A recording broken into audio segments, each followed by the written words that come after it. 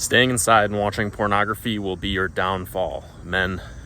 And going outside and going for what you want will be your rise.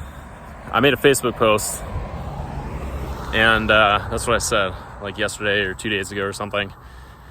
And a guy reached out to me from the post, and he was looking for help because he said that he wants to stop watching so much porn.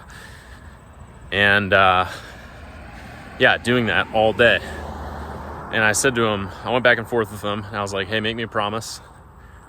Do this. I told him to do what I'm doing. This is day 3 of Nofap. And I'm putting this on YouTube for a reason. I'm putting it on YouTube for a reason because if I go 3 days, 4 days, 5 days, 6 days, 7 days, 8 days, 9 days, whatever, and then I fail and I can't upload a video saying that I'm on day whatever, then I fail in front of anybody who clicks on the video and sees that I just like stopped making videos, or I show up and I'm clearly like disappointed with myself because I failed. Like, I'm gonna feel like a total bitch.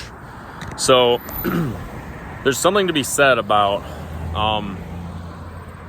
like putting it out there. There's something to be said about being seen, because I think that everybody with an addiction has something in common. Somebody wise once told me the opposite of addiction is connection. Human connection is the opposite of addiction. So every time we get addicted, we're running away from connection, connecting to something in our lives. Usually it's other people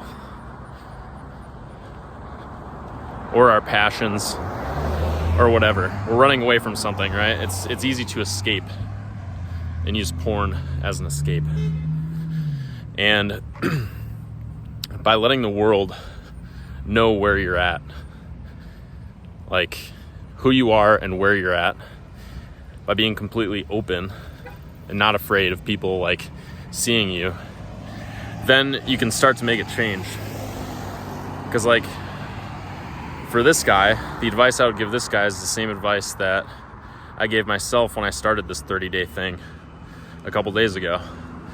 It's, look, if you're staying inside a lot and doing things that you're ashamed of, or you're not working towards the goals that you want to work towards, that you have wanted to work towards for so long, you're not putting your all into life, well, put yourself out there so that people can see where you're at. I did the same thing with socializing and like talking to women. I was horrible with girls when I was younger. Didn't know how to talk to a girl. I was extremely awkward.